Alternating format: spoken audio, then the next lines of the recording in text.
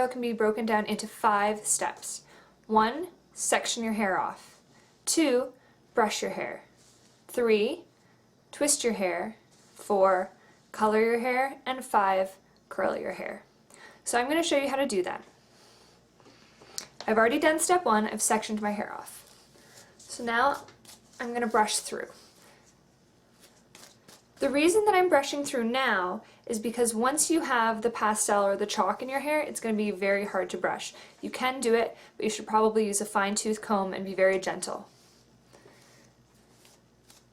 So before you begin, make sure your hair is all the way brushed through. Now is the 3rd step.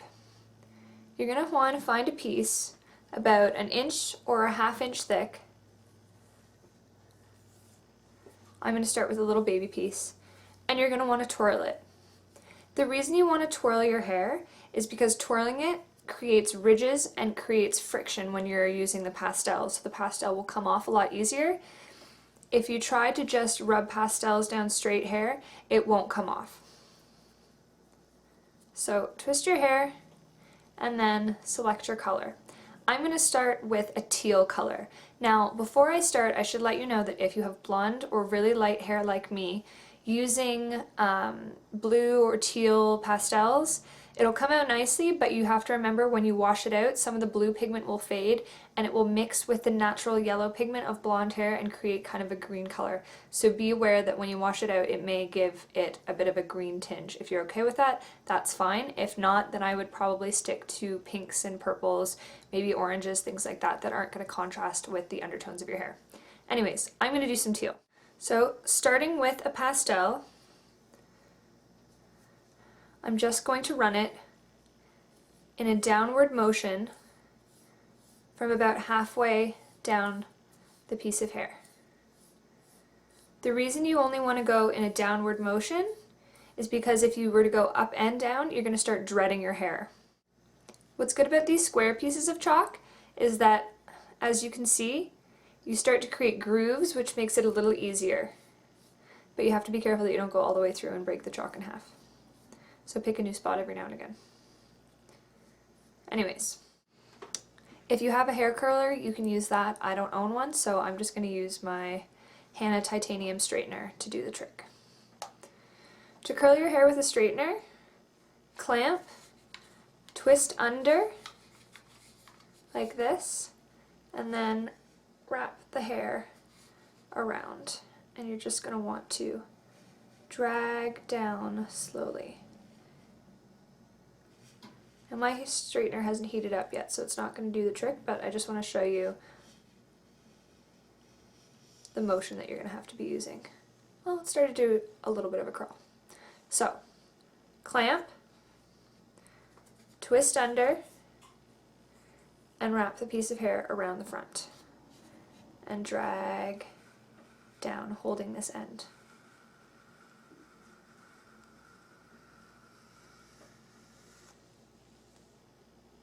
The reason you curl is because A, it gives it a really pretty effect with the little pieces of color, and B, the heat from the straightener will lock in some of the color. But because I'm not wetting my hair, the chalk is essentially just on the surface of my hair. So any type of combing or straightening will take off some of the chalk. I don't know if you can see, but it's already coming off on my straightener. So it will start to fade. If you want it to be brighter, you may have to do repeat steps, chalking through curling a few times. Oops. Twist under, wrap over, and pull down.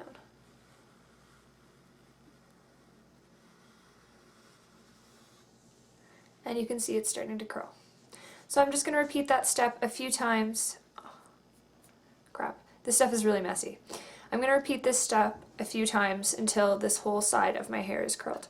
Now I'm not going to color every single piece of my hair, so I'm just probably going to do about 5, maybe 4 pieces. And you want to make sure that when you're coloring, you're doing varying lengths, so you're not always at the same level.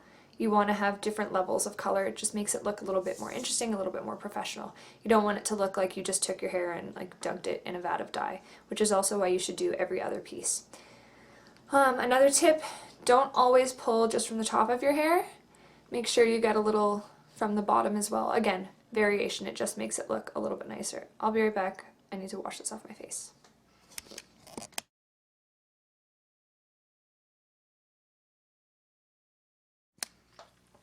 So now I'm going to take a piece from the back of my hair, just so that the effect looks kind of random and a little bit more natural, or as natural as it can get when you're putting pink streaks in your hair. So for this one I'm going to do a gradient effect. That one I just did a straight teal. This one I'm going to fade from light pink to dark purple. So I'm going to start with a light pink chalk. So I've sectioned. Now I'm going to twist. And I'm going to start a little higher up this time. And I'm going to start to chalk.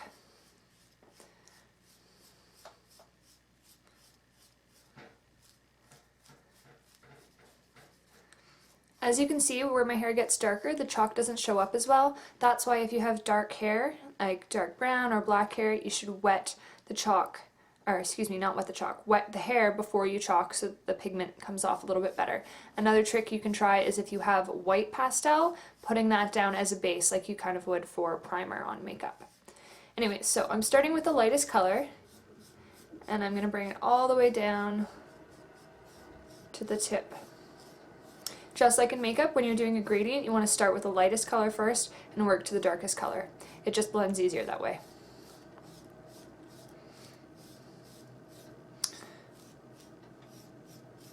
So I've got a good base going on. Now I'm going to switch to my second color, which is magenta, and I'm going to start about 1/3 of the way down. Just keep chalking.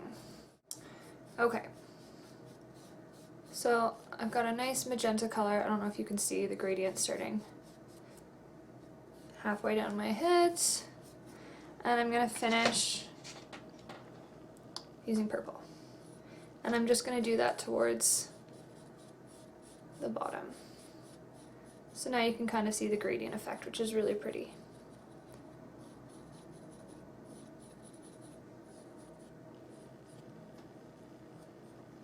And you can see my hands are covered.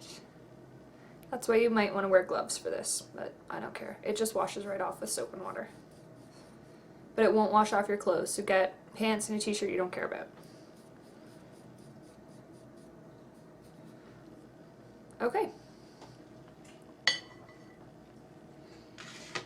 So when you're happy with your gradient, the next step is curling. So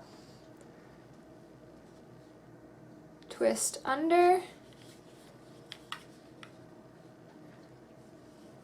pull over, and drag down. You get a nice little curl, like that.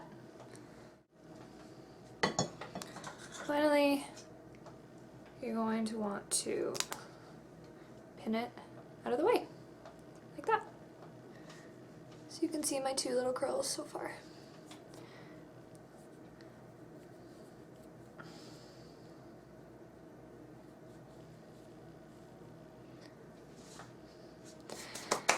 Okay, now that I've showed you the general technique, I'm just going to fast forward the next section of the video so that you can see how I do the rest of my hair, but it's the same stuff.